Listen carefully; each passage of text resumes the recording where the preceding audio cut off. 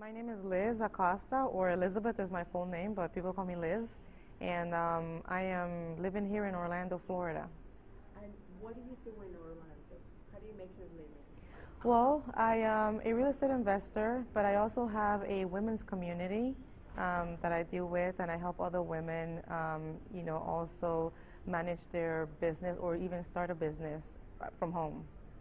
What is your passion? What is that thing that you say, okay, this is it, that's my passion? For me, it's more of my passion is my daughter. I like to spend time with her.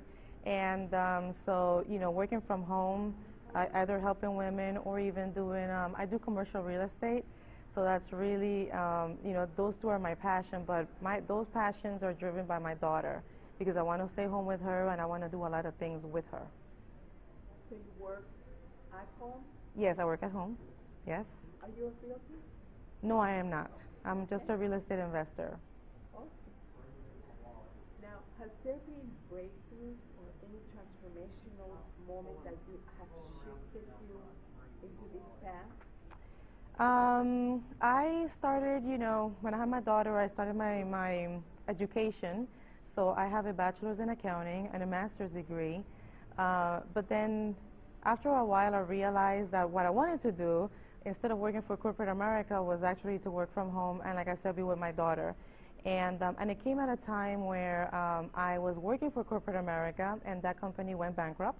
And then from there, I found a job working from home, and I was doing mortgages. And it was really interesting because I was able to go to school with my daughter and do all her activities and so forth. And I was even, able to go to her classroom and be a speaker for the students.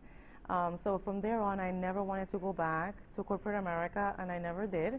So since then, I've been working from home. Can you give me one achievement that you feel very proud of?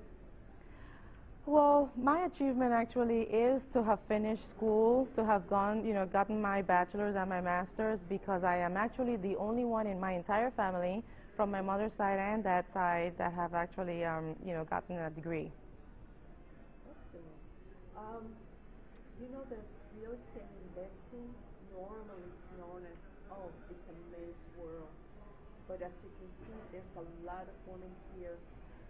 Do you think it's an advantage or a challenge to be a woman in real estate investing? I think that we are a lot more detailed than men. So therefore, when we're doing our transactions, we're able to ask even more detailed questions. I know that all of my business partners are all men, and so I'm always the one to be asking a lot of questions.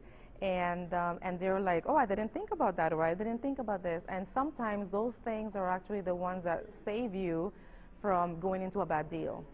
And on top of that, we women, we have our intuitive, and so, we can say, no, I don't think that's a good deal. I can feel it. Something's going to happen. As you know, this is a plot to inspire and empower women. Is there something that you could tell our women, our sisters, to step out and do whatever they want in their lives? Well, I also have a women's site. It's called Women's Elite Network, and I do the same thing, inspire other women. And I think that, women need to take charge. They need to say, okay, I want to take charge of my life. I want to have the freedom that I want to have. I want to have the financial independence. And so those are the things that I think, women should really think about and say, I want to do this for me and for my children, and, just take action and move on with it. Do you have contact information that if someone wants to get in touch with you, you could give that to us? The easiest way to reach me is through Facebook. So you can go to facebook.com/Liz Acosta, and that's spelled Lizacosta.